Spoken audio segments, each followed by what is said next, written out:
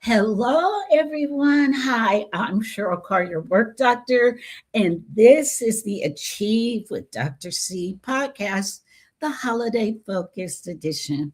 I'm so excited today, but I do need to do my disclaimer because anything you hear today, please understand I'm not providing you counseling, I'm not providing therapy, even though I can.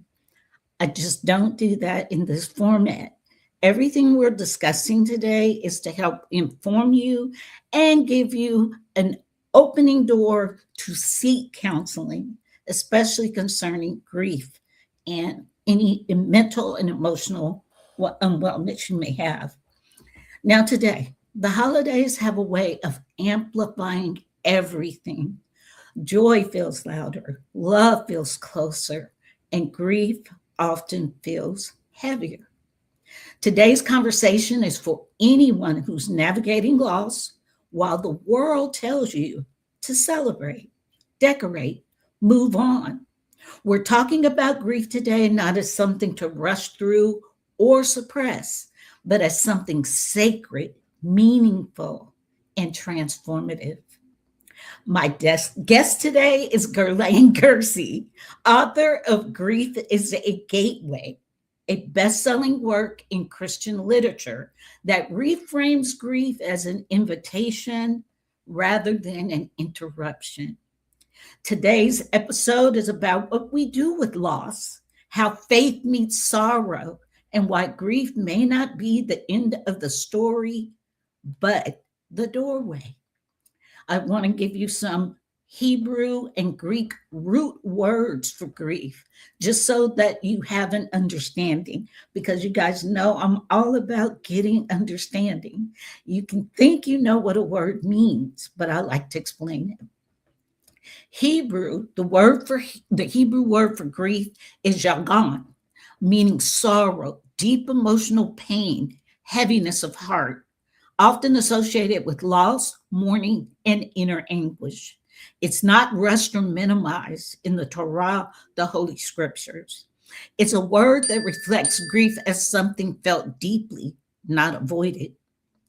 Greek words for grief are lapai, and I think I'm pronouncing that right, but you can check me, meaning sorrow, pain of heart, emotional distress.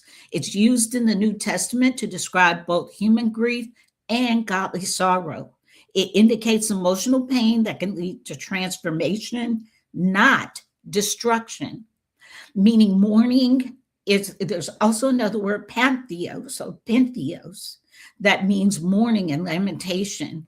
And this is used often in context of deep loss and sacred sorrow. So biblically, grief is portrayed as a process that the Almighty works through, not something believers are expected to bypass. And with that said, I want to bring Guerlaine out. I call her Gigi. So I'm going to keep calling her what I call her, despite the fact that we practice how to say her name. Welcome today, Gigi. I'm so happy to have you today and to have this discussion with you today. Yes. Thank you so much, Dr. Cheryl. It is an honor to be here and join you today. Thank you. Oh, you're so welcome. So I am going to ask you some questions today. And Ooh, we can't cut up like we normally. Yes, we can. understood. Best behavior. Yes, just a little bit. And I do want to give this topic in your book Mhm. the proper um, rhetoric or talk Right. around it. So don't let me cut up too bad. Got The first thing, I want to quote some things from the book because, of course, I it. have it. I got the first copy and I have a signed copy.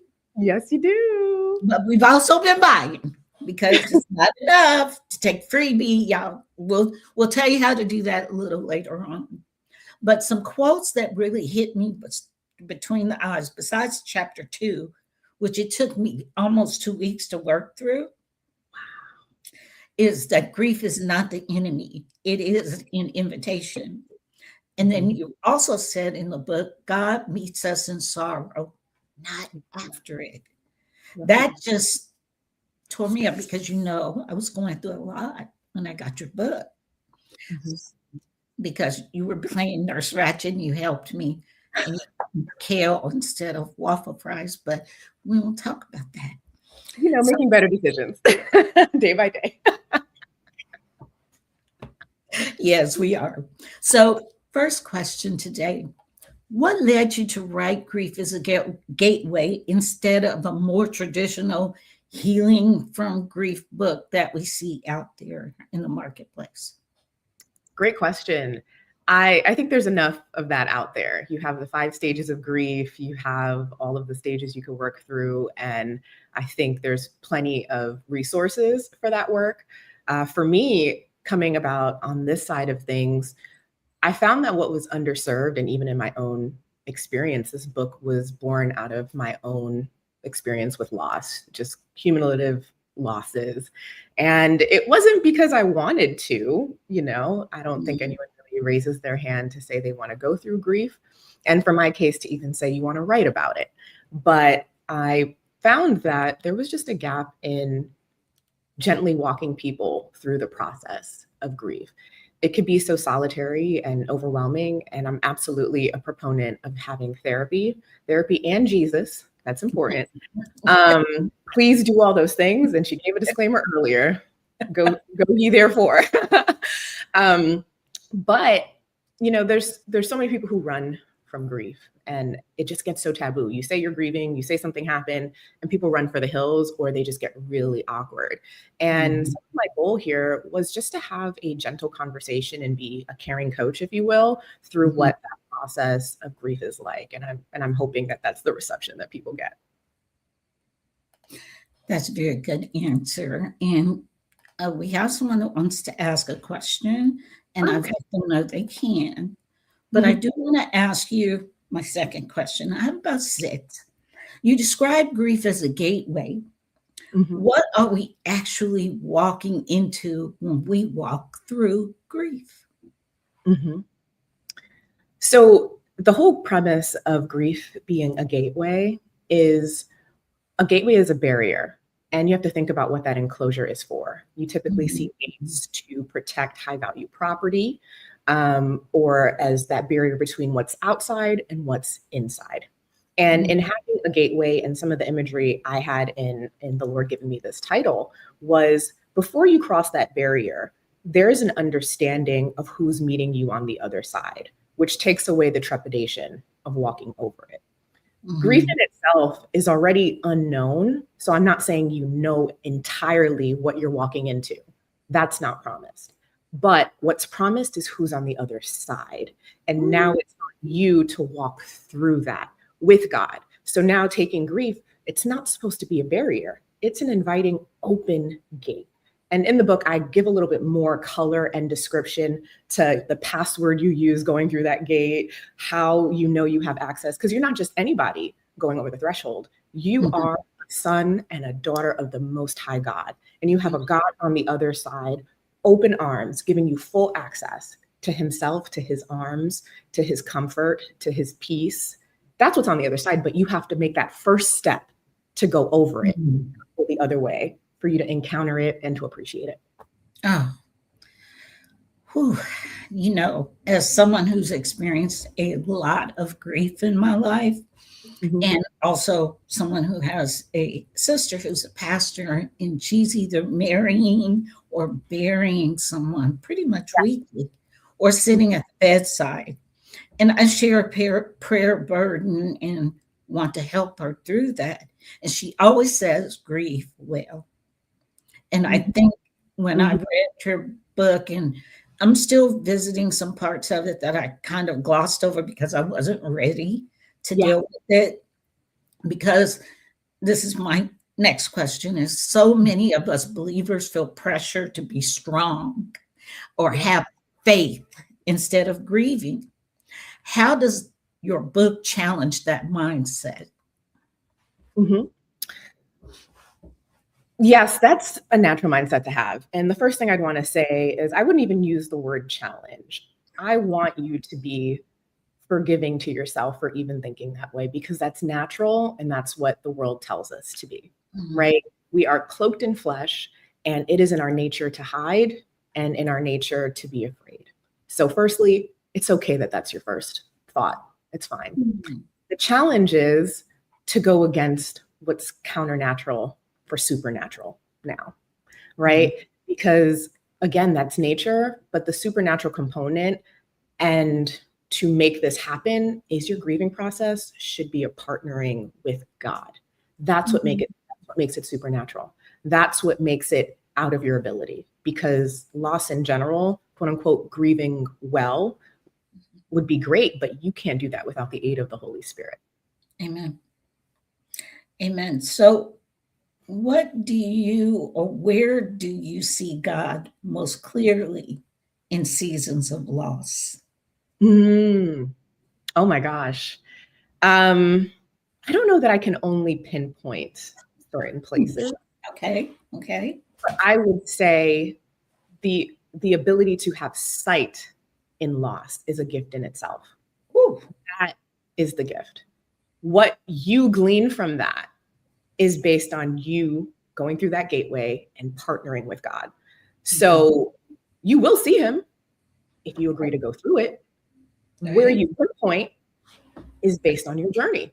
And for me personally, and going back to your original question about why I wrote this, I have learned I've learned a lot about God in my time. A little bit of time I've been walking with him. But as I have walked with him, I've found, just looking over my walk, I've learned the most through loss with him. And it has shown me the strength and the consistency of his character in all of it. And that's essentially where the place I'm coming from. I'm coming from someone who's still learning, not that I have it all together, but these are lessons in loss. And these weren't, it's a book now, but it wasn't one time, one thing. It was accumulation, it was years, it was seeing things this way. So for you to have sight and to pinpoint, it's going to be germane to your journey, but I can guarantee you'll see if you participate. Okay. So that's it, because that was great response. And as I go back through some of the more poignant moments that I had, because grief is such a taboo topic. Yes, And yeah, we're scared of it. But what surprised you the most about yourself during your grieving process, when you went through all that you went through, and you shared publicly some deeply personal things? So tell us some more about that. I would say for me, one of the biggest things I saw for myself was transparently how my theology was exposed. Loss in itself will expose your theology and what you believe about God and who you believe him to be for you. And what surprised me is how little I thought of the God I serve and the God I proclaim to love. And it showed me, wow, I don't really believe you're a good father. I believe you're cruel and you're harsh because this happened. You're punitive because why would you do this to me? That was some of my heart language and my heart posture in a lot of seasons. And I'm not dismissing the, how poignant those feelings are. I'm not saying there's anything wrong with it, but that's the exposure. Your language, your posture, it surprises you because you didn't know that was in you. All you know is you're disappointed, your heart's broken, you're upset, but you didn't know that was in you. I didn't know that until I knew that. Like, wow, like I really don't trust you. Like you can't be good. And that surprised me. That something I've learned through the many walks and gateways I've had to go through about grief is death is very clarifying. Loss is very clarifying. It removes all peripheral. And you can't fake your way through it, because I do a little bit of neuroscience. I understand one of the first things that happens to our bodies in Yep. trauma and loss is that prefrontal cortex, it shuts down. Your Hmm. pleasure center of the brain, your feeling center of the brain, it just goes through a little shrinkage and not releasing the hormones. All of that happens as an act of mercy. So Mm. you can catch your breath, take the body blow, because again, death Yeah. comes in, it's going to sweep every, like you said, all that good feeling theology goes right out the window. Oh, it does. We don't want to hear that. It's too No. real. But So, you, yeah. you were saying that it was so clarifying to you what you really thought about God. Totally. Mm-hmm. And thing is, the Bible says we go from faith to faith and glory to glory. So your faith is going to go in different levels Mm-hmm. based on the season. So for me, it wasn't that it was only a one loss. In the different losses I experienced, because I also I want to kind of clarify the direction of where I was going with loss, where it's not just relegated to only losing someone as in a death, which is important. But I specifically didn't want to focus on only the death of someone. I think there's enough things on there, but I feel like it's really underserved our perception of what loss is and what it means. So Agreed. just to, add a little clarification to some of where I was going here is, with loss, I want to highlight that as you're grieving is a response to a loss, right? So Yes. if something is no longer, insert noun, person, place, or thing, it's something you ascribed value to. So if what you ascribe value to no longer remains, is no longer present, is gone, that supposes that there is a void now. There is an emptiness. So what I am having this conversation about is, what do we do with that void? What do we do with that in between? Whatever it is, it could be, the pen, and the pen for you is significant for reasons beyond me, right? This was the pen that Mrs. Miller gave you in 4th grade. And when you lost it and it was no more and it was gone, you went into a tizzy, and then now you're grieving over it. I'm not trivializing the pen, because who am I to say what it didn't mean to you or meant to you? Right. But to you, this pen was significant. But what do you do with that void now, right? Now that you don't have the pen, this highlights, who am I without this? And that question to contend with in partnership with God is what takes you on a journey. That is one of the essence of being a human, being alive, is making meaning. We make meaning out of things that are meaningful to us. Yep. It doesn't matter if it's a job, if it's the pen, if it's your home, if it's the car you drive, it's the relationship. And all loss of those things, from what you're teaching and what you've been saying, is that's a grief. That's a loss. It's a grief. It's a gateway.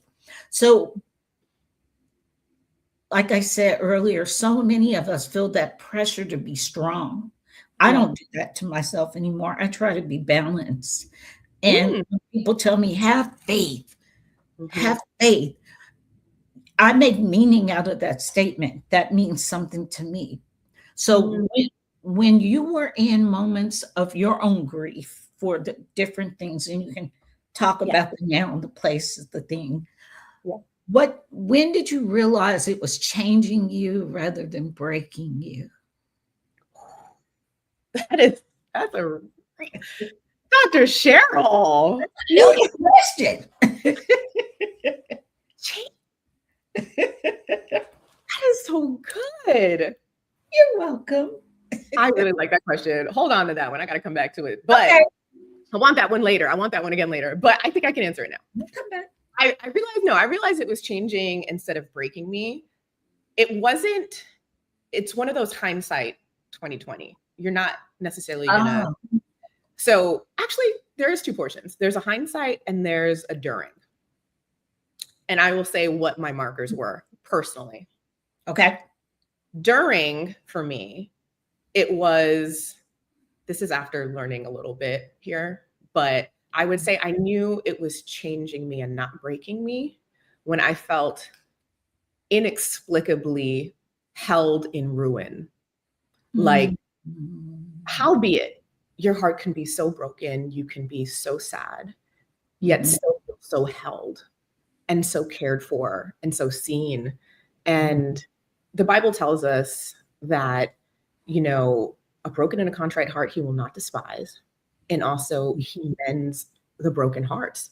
So that also tells me that even in my frailty, even in that, I don't need articulation or words, but I have a God who mends, who can hold it together. Because you'll go through and you're like, how am I still going on right now? How do I keep my mind? And the peace of God, which transcends your understanding. Like, how see it while during? I don't have articulation, but I still feel like I can keep going without seeing. Right. So that's during. And that feeling, it's inexplicable. And when I say it, I feel it all over again. Like, it's hard to explain it because it's one of those things you have to experience for yourself. And when you experience it for yourself, you have your no-so experience with God.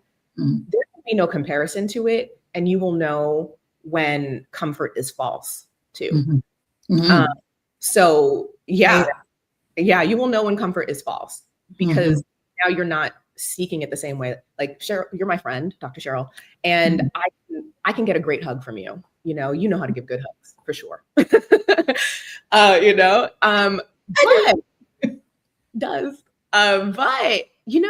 your hug is no comparison for what God can do.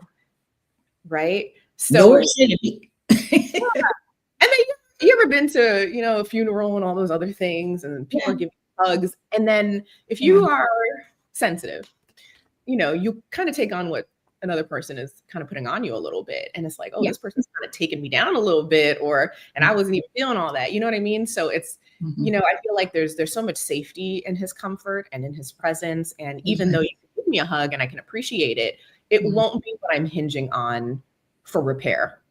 Yes, it's an appropriateness. It's the right dosage. And I like that. I know you know this. I'm introvert. I'm not a big hugger, even though I can give good hugs. I've had to learn that because for me to give you a good hug, I have to let you in my personal space, which is very broad. And one of the big things that I hope this writing, this discussion we're having will help people to understand comforting people in grief. You can't make it about you. That's good. That is so good. You make it about them. Sometimes just sit with me, like how you sat with me.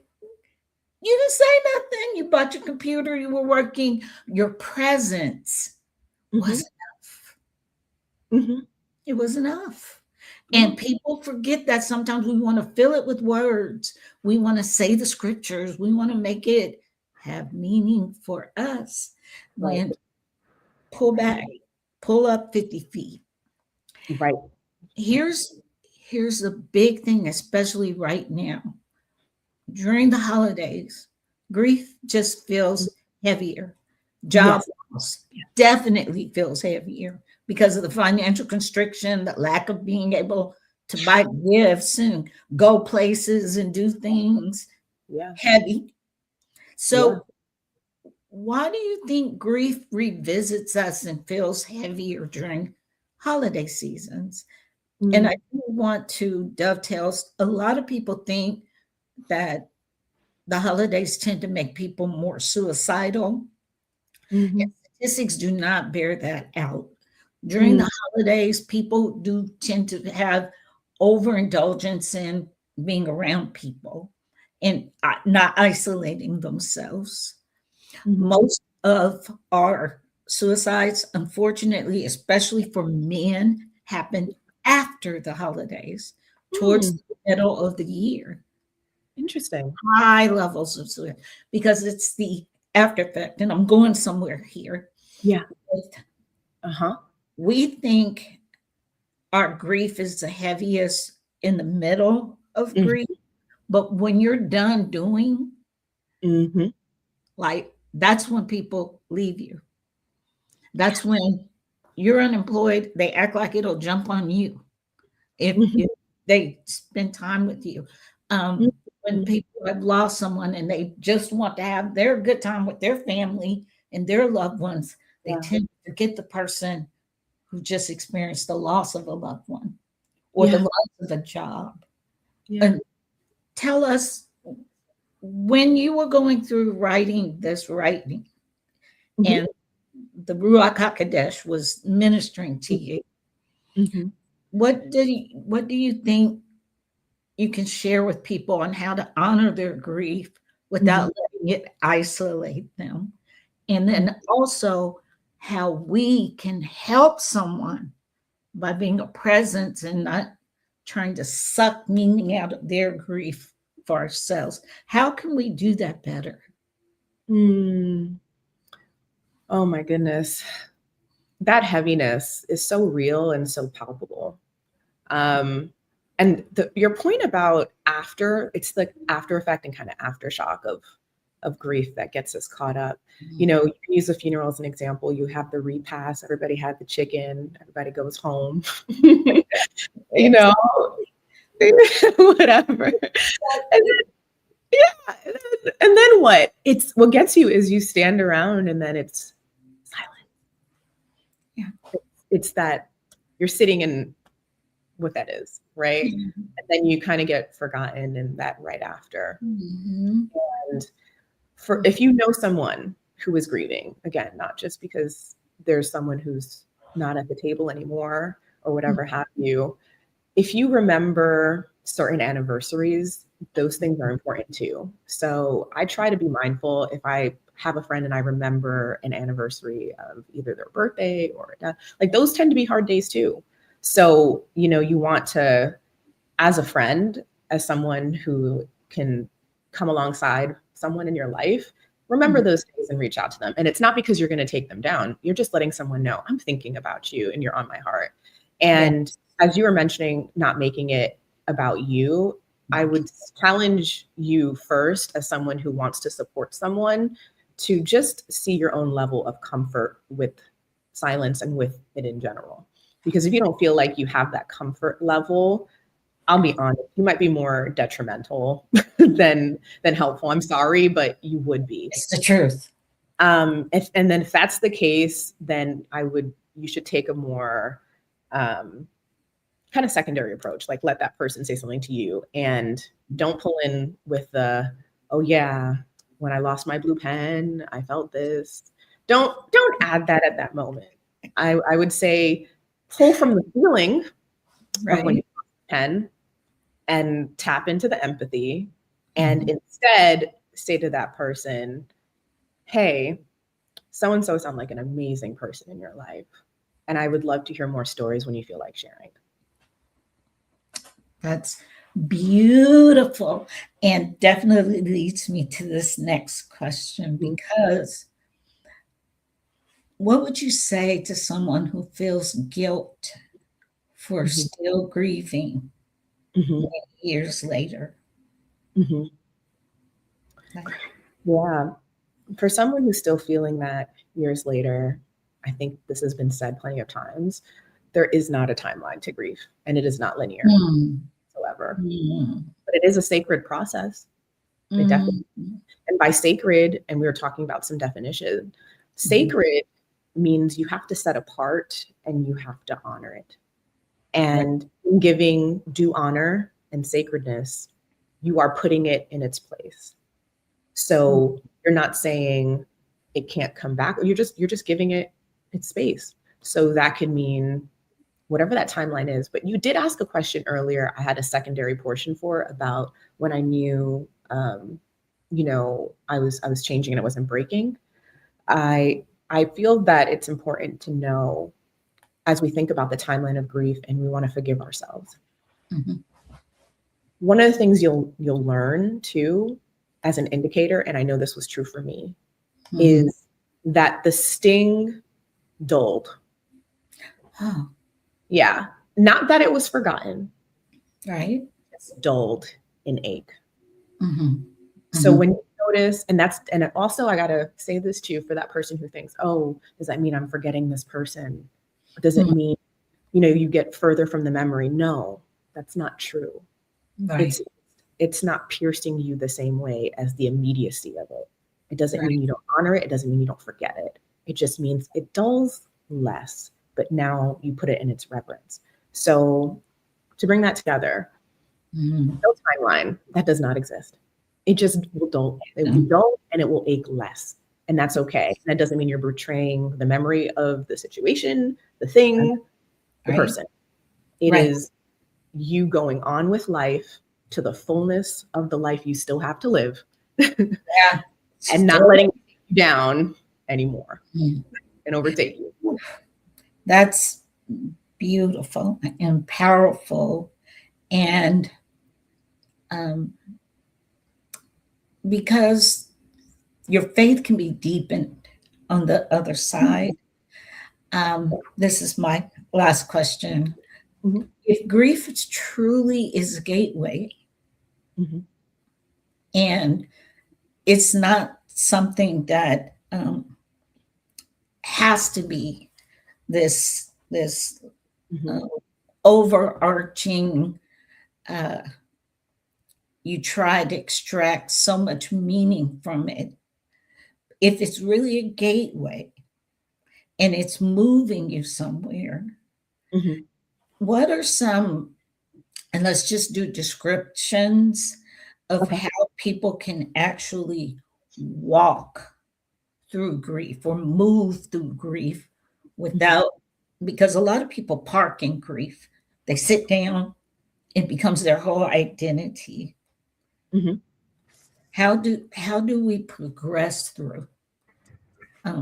Because we talked about stages of grief. This ain't that. Right. Even though it still has that as a root, because grief is a process. But give us some, I don't want to say tips. Yeah, I got you. Yeah, give us some spiritual ways or meaningful ways to process through grief. Yeah. To move. In the book, I give a gateway guide to kind of culminate things that we walk through in the chapters. And it's essentially like an acronym for gateway, so we can remember it.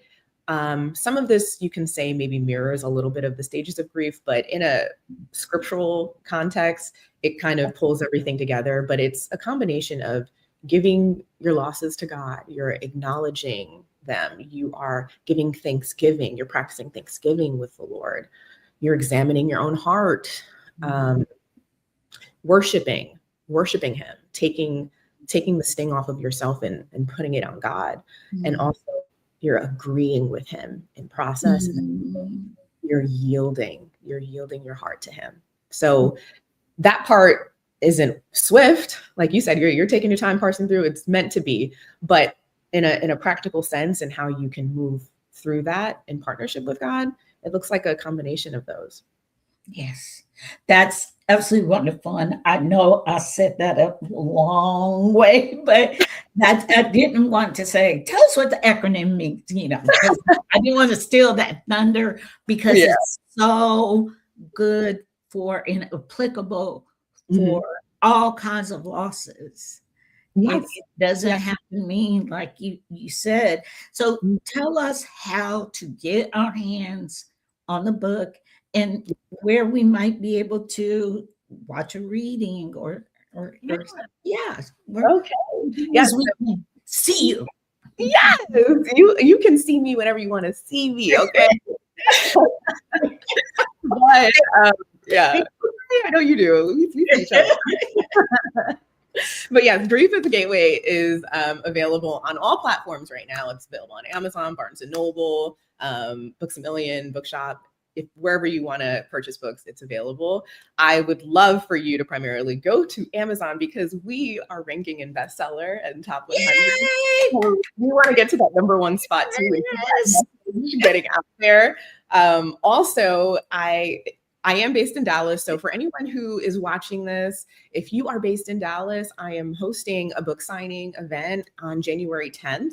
And Dr. Cheryl is going to put a link to RSVP and sign up. But I would love to see you in person, get to talk to you for a couple minutes, sign your books, and tell you a little bit more behind the scenes about what this process was like, and hopefully encourage you in your journey with grief like we have in this conversation. But it would be great to just give you a hug and see you in person. And I love to interact with people and hear their stories. So if you would do me the great honor of joining me in Dallas on January 10th, that's where you can see me.